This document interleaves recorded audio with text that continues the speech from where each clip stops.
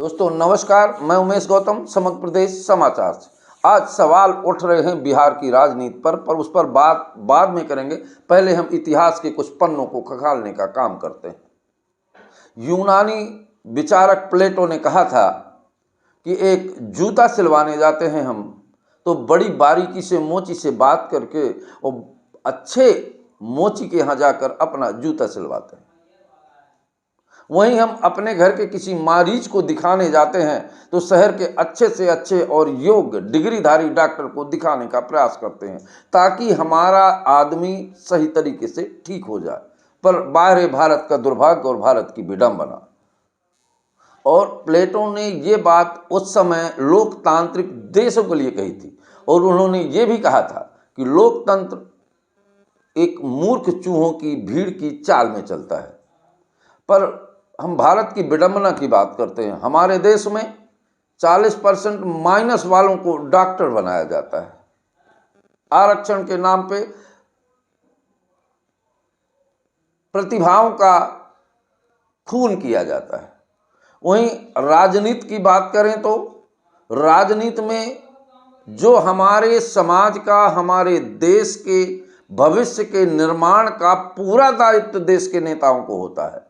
प्रधानमंत्री, मुख्यमंत्री, राष्ट्रपति, ये लोग पूरे देश के भविष्य को एक एक दाने से जोड़कर निर्माण का काम करते हैं। वहीं हम योग्यता को छोड़कर जातीय, संप्रदाय और धर्म और अपने पसंद का लेना शुरू करते हैं। हम बात करते हैं बिहार की। बिहार अगर इतिहास को खंगाला जाए तो देखा जाए तो दुनिया में सबसे टैलेंट और सबसे तेज और ताकतवर और योग्यता के रूप में आगे बिहार ने नालंदा जैसे विश्वविद्यालय दिए, बड़े बड़े योग्य लोग दिए। अब आपको बता दें कि बिहार ने आर्यभट्ट जैसे लोग दिए और बिहार ने वैशाली जैसा राज्य दिया जो दुनिया का उस समय का सबसे योग्य और सबसे बेहतर राजा था। दुनिया में जब राजतंत्र चल रहा था उस समय बिहार में वैशाली लोकतांत्रिक गणराज्य की स्थापना कर और राज्य किया। उसी बिहार की दुर्दशा। और उसी बिहार की बात करें तो आज वही बिहार दुनिया में, भारत में सबसे पिछड़े राष्ट्र की गिनती में, प्रदेश की गिनती में आता है। कितना बड़ा दुर्भाग्य बिहार के लोगों का। उस बिहार की, जिस बिहार के नाम पर पूरी दुनिया फक्र करती थी, उस बिहार आज पूरे भारत में सबसे पिछड़े और बीमारी राज्य में आता है। इसके लिए कुछ हद तक तो वहाँ की जनता भी है, क्योंकि जब उसे मतदान करने का अधिकार आता है और मतदान देना होता है तो वो जाति, धर्म, संप्रदाय और पैसे में वोट दे देती है और एक योग्य राजा का चुनाव न कर जातीय समीकरण के आधार पर, सांप्रदायिक समीकरण के आधार पर नेता का चुनाव होता है। जिस राज्य में नेता की योग्यता, उसकी काबिलियत, उसके गुण को छोड़कर उसके नाम के आगे लगी जात के आधार पर वोटें देते हो, मतदान करते हो, उस देश को और उस प्रदेश को कैसे विकसित किया जाता है इसकी तो कल्पना ही नहीं की जा सकती, संभव ही नहीं है।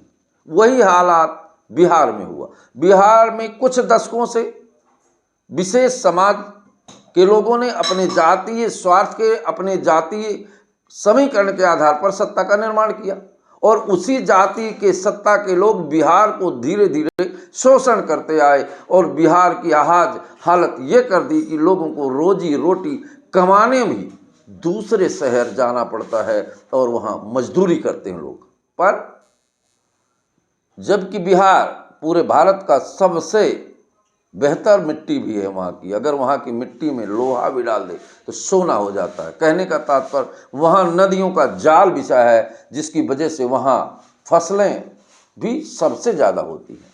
अब बात करते हैं वर्तमान में सम्राट चौधरी की, या यूं कहें कि बिहार में फिर से सुशासन की सरकार का अंत हो गया, क्योंकि नीतीश कुमार की सरकार को सुशासन की सरकार कहा जाता। उसके पहले लालू यादव की सरकार थी जिसे जंगल राज कहते थे लोग। अब ये बता दें कि ये सारी सत्ताएं जातीय समीकरण के आधार पर बिहार में काम करती आई और उसका परिणाम ये हुआ कि बिहार आज भी मध्य भारत के सबसे पिछड़े बीमारू राज्यों में हो गया। वहीं अब सम्राट चौधरी को बिहार की कमान सौंपी गई है। अब बात करते हैं सम्राट चौधरी, तो निश्चित तौर पर अगर हम कोई नया परिवर्तन करते हैं तो विकास की कड़ी भी हो सकता है और विनाश की कड़ी भी हो सकता है। और पहली बात बता दें कि सम्राट चौधरी बिहार की आम जनता की पसंद नहीं है। बिहार के आम जनता की पसंद नीतीश कुमार थी। ये सरकार भाजपा सरकार के द्वारा दिया हुआ मुख्यमंत्री है।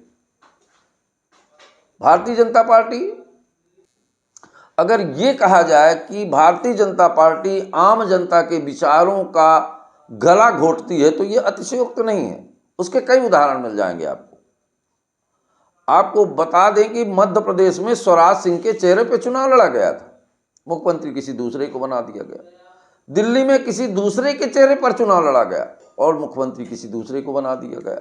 महाराष्ट्र पे शिवसेना के साथ चुनाव लड़ा गया था, फिर क्या हुआ पूरा देश जानता है। वही हालात भारतीय जनता पार्टी ने बिहार के साथ किया और बिहार की जनता समझ नहीं पाई। उसके बाद जो, हालांकि भारतीय जनता पार्टी एक ऐसी पार्टी है जहां कितना भी बड़ा अपराधी हो जाए तो वॉशिंग मशीन में जाने के बाद वो पवित्र गंगा स्नान करके निकल जाता। बात करें सम्राट चौधरी की, तो सम्राट चौधरी पर आपराधिक मामलों की एक बड़ी फेल लिस्ट है। यहाँ तक कि सोशल मीडिया में ये बात वायरल हो रही है कि ये 7वीं फेल है। एक वीडियो और वायरल हो रहा है कि संविधान शपथ लेने के टाइम पर वो संविधान का पर्चा भी सही तरीके से नहीं पढ़ पाए। वो वीडियो भी हम आपको दिखा दें।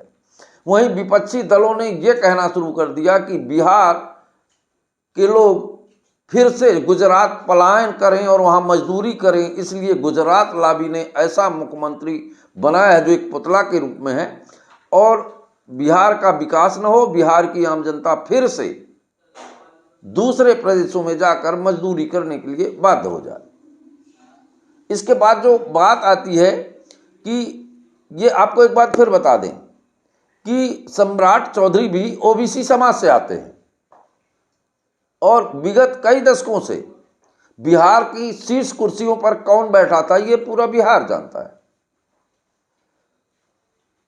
अब आपको बता दें कि सम्राट चौधरी पर जब सोशल मीडिया, प्रिंट मीडिया में जो वीडियोज वायरल हो रहे हैं, कुछ कहानियां वायरल हो रही हैं, उनके कैरेक्टर से संबंधित कुछ बातें वायरल हो रही हैं, तो एक बात आप समझ लीजिए, जैसा राजा वैसी प्रजा। उनके सर पर आपराधिक प्रकरणों के कई मुकदमे लंबित हैं। यहाँ तक कि उनके ऊपर खबर तो यहाँ तक है, सूत्रों की माने तो कि आपराधिक प्रकरण, यहाँ तक कि हत्या के मुकदमे भी चल चुके हैं और वो जेल की हवा भी खा चुके हैं। उसके बाद आपको बता दें कि उनके ऊपर जो पंजीबद्ध हैं, उनकी घोषणा के आधार पर वो कुछ मुकदमे हम आपको बता रहे हैं। सम्राट चौधरी के ऊपर कई धाराओं में केस दर्ज है। पहला आईपीसी की धारा 147, 149 मतलब बलवा और दंगा फैलाना। आईपी की धारा 323 मतलब मारपीट। आईपीसी की धारा 353 सरकारी कर्मचारी और सरकारी काम में बाधा पहुंचाने का अपराध। आईपीसी की धारा 188 आदेश का उल्लंघन का, मतलब तकरीबन जो सामाजिक प्रतिरोध और समाज के विपरीत अपराध होते हैं उनमें सभी अपराधों में सम्राट चौधरी के ऊपर अपराध पंजीबद्ध है। हालांकि अब ऐसा लग रहा है कि जिसको पुलिस तलाश रही थी अब उसी के आदेशों का पालन करना पुलिस की मजबूरी हो जाएगी। देखना यह है कि बिहार का भविष्य कैसे बदलता है।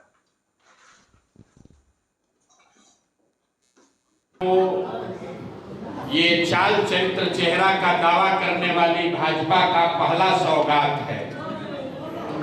ऐसे व्यक्ति को मुख्यमंत्री बनाए हैं जिसका चाल चरित्र और चेहरा तीनों चर्चा का विषय होना चाहिए। लेकिन ये नई भाजपा है और इन्होंने दिखाया है कि बिहार को अब गुजरात से चलाया जाएगा। मैंने पहले भी कहा था मुख्यमंत्री कोई भी बने, अब बिहार को गुजरात से चलाया जाएगा, गुजरात के हितों को ध्यान में रखकर चलाया जाएगा। और इसका मतलब है कि बिहार से पलायन बंद नहीं होगा। पलायन बंद इसलिए नहीं होगा कि अगर बिहार से 10-12 हजार रुपए में काम करने के लिए नौजवान लाखों की संख्या में नहीं उपलब्ध होंगे तो 30 लाख से ज्यादा लोग गुजरात में मजदूरी करने के लिए मिलेगा कहां से? तो जो आज यहाँ मुख्यमंत्री बने हैं, व्यक्ति की बात नहीं है, उनकी चाबी, उनका रिमोट कंट्रोल अमित शाह के पास होगा, जिनकी प्राथमिकता ये है कि गुजरात में 10-12 हजार रुपए में काम करने के लिए लाखों बिहार के लड़के ट्रेन में, बस में जानवरों की तरह बैठकर जाते रहें। आने वाला जो समय है उसमें गुजरात का आदमी फैक्ट्री में मालिक रहेगा और बिहार के बच्चे उन्हीं फैक्ट्रियों में मजदूरी करेंगे। इसका दोष किसी नेता और दल को नहीं है, इसके लिए हम और आप दोषी हैं, क्योंकि हम लोग मोदी जी का भाषण सुन के वोट दिए हैं, हिंदू मुसलमान बनकर वोट दिए हैं, जातियों में बढ़कर वोट दिए हैं, 10,000 रुपए के लालच में वोट दिए हैं, तब उसका खामियाजा भी हम ही को और हमारे बच्चों को भुगतना पड़ेगा। जिस 10,000 की लालच में आपने वोट बेच दिया, वही 10,000 रुपए कमाने के लिए बिहार के बच्चों को जाकर गुजरात के, पंजाब के, दिल्ली के, बॉम्बे के फैक्ट्रियों में अपनी हड्डी गलानी पड़ेगी। ये दुर्भाग्य है, लेकिन गलती हुई है तो भुगतना तो पड़ेगा ही। अचून रखूंगा, अचून रखूंगा अपने कर्तव्यों के निर्वहन के सम्यक